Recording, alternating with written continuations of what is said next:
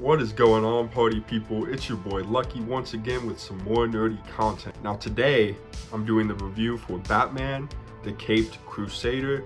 And before we get started, remember to like, comment, and subscribe for more nerdy content just like this. Let's get right into it. So first things first, when we talk about Batman, the Caped Crusader, I gotta talk about the callbacks to Batman the Animated Series, specifically in the kind of 1940s mobster type animation and the theme and just kind of the overall presence of the show. This to me paid respect to Batman the Animated Series while also maintaining a new fresh take on Gotham, Batman, and his rogues gallery that we see throughout season 1. Another thing I would like to discuss is Hamish's voice for Batman. When I first saw the trailer, I was conflicted. Everybody knows and loves Kevin Conroy's iconic voice for Batman, and a lot of that just had to do with missing Kevin.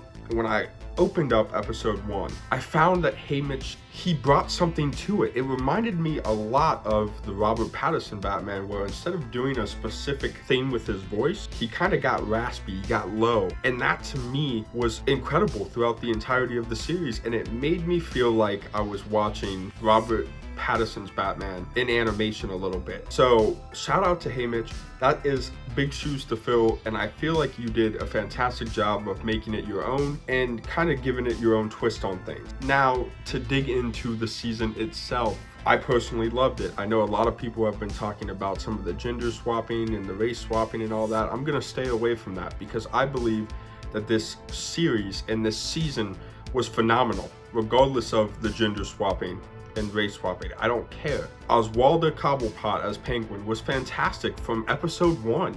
I feel like she really kind of grasped what Penguin was, and she had the iconic look, and she was cruel and mean to her own children, and that kind of opened the floodgates for the entire season. It sets the tone when you have an impactful villain such as Penguin right out of the gate. And now in this episode, we also get to see stuff like Batman failing. He ends up beating Oswalda to a degree, but he ends up setting off the bomb, or not bomb, but like the rocket in the episode. This was a good look into how Batman isn't perfect, but he also is young and is learning in this. Now, another thing I would like to touch on when it comes to this series in particular is the TV-14 rating is absolutely crucial to the show. And what I mean by that is there's very dark themes. Bruce Wayne is called a weirdo in one of the episodes for following a child, even though he's looking for missing children. You know, it hints at that kind of theme. It also has a lot of themes around ghosts and people dying and murders, and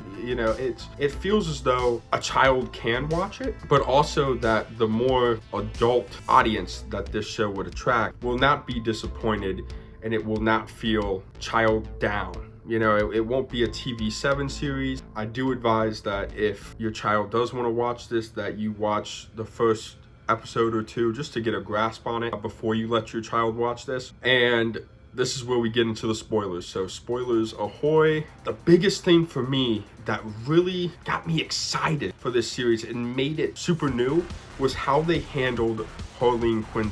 Now, early in the season, Bruce Wayne is told that he has to go to therapy. He arrives to therapy and he is with Harley Quinn, who is obviously his therapist. And throughout the season, we see her complicated relationship with Montoya, and we get to see what she does. And she's already a member of Batman's rogues gallery throughout this season, because instead of going the route of she has to be Joker's little minion, they decided to go a route of, hey, she's using her degree, she's using her expertise in psychology to manipulate people, and she's kind of making them reliant upon her throughout an episode. And we see this psychological effect take place, and Batman has to go snuff it out and figure it out. And we also kind of see her grappling with saving Batman, because throughout this series as well, she is friends with Barbara Gordon, Jim Gordon's daughter. That's a big theme throughout this series, is it's not just a Batman series. We are going to learn about other characters, and we're going to dive into the overarching theme of season 1, and that is kind of the boss man, the mob boss Thorn versus Harvey Dent, and Harvey Dent is gunning to be mayor in season 1, and that's kind of like the overarching theme is, you know, Batman is dealing with these isolated events every episode, but they all kind of tie in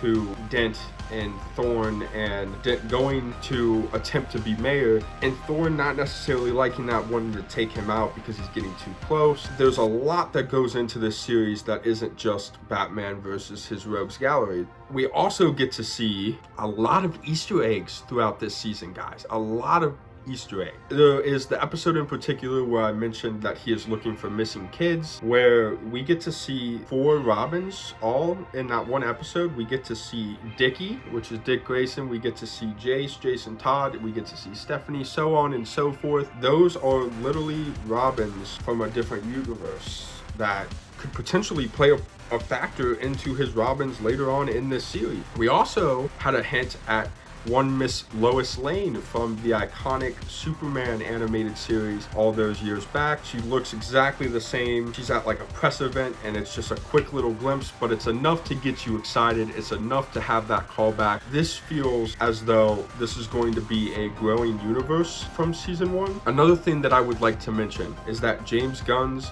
new DC logo is the logo for this show, and it is fantastic. It is the classic logo. We all know it. We love it as DC fans, and I can't get enough of it. Now, the final thing that I would like to discuss that I really enjoyed about this series and this season is Catwoman. Now, Catwoman comes from wealth in this series, and she's kind of been cut off. So she relies upon stealing and robberies as a Catwoman would, and she kind of grows this Bat-Cat relationship throughout. I thought it was cool. I thought it was a unique callback to the classic costume as well, with the purple and the green cape, and she's in the high heels and everything. I found it very interesting how much they referenced from classic Batman tales. Not only that, but we also get a lot of Batman disposition in this. We get to see his strained relationship with Alfred, to the point of where he calls him Pennyworth throughout 99% of season 1, and he even gets called out by Lucius Fox for it. You know, Lucius turns around and says, hey, you know, I have respect for people, and you should try that when it comes to Alfred. And we see Batman kind of struggling with this. He still isn't over the fact that his parents died, which again hints at the fact that he's a younger Batman and he's still grappling with all these things. Lucius calls it out, and we kind of get this feeling, this vibe of he cares about Alfred. He doesn't want Alfred to feel like he does, though. And there's this back and forth that goes on, and then in the final episode, he finally calls him Alfred, and it was heartwarming to see that, because I feel like Alfred and Batman's relationship is a foundational piece for Batman, and without that, he wouldn't be able to do the things that he does. And it gets incredibly dark at times, guys. It deals with the topics of ghosts. There's one episode in particular where Batman doesn't believe that the villain that he's dealing with is a ghost. He finally is kind of persuaded, and he deals with it in the occult manner. And that is something that was really exciting to see, because Batman's a super dark character and he deals with a lot of different types of enemies. So to see that, it's super exciting, and they didn't go too far into the bag of his rogues gallery, which I also appreciate. So shout out to J.J. Abrams, shout out to Matt Reeves for creating a respectful universe to the classic animated series, while also taking their own liberties and building something unique, new, and refreshing to the fan base. So if I had to give a rating for this season 1 of Batman the Caped Crusader, I'd say Rotten Tomatoes finally got a score right. The last score that I saw from Rotten Tomatoes was a 98. I would give this a 9.8. I think that it is as close to a 10 out of 10 as you can get. I think that it left enough on the table in terms of his rogues gallery to dive deeper in season 2 with some pop-ups from some other characters. We haven't seen Killer Croc, we haven't seen Scarecrow, we haven't seen Mr. Freeze. They kept Joker completely out of it until the very last second of the last episode, which, you know, in most Batman cases, they have to throw the fact that Joker does exist in this universe out, but they only showed his eyes. So there is a lot left in the tank for this series, and I can't wait to see what they do with season 2. Let me know what you guys think down below in the comments. Once again, this is Lucky. Have a good one, guys.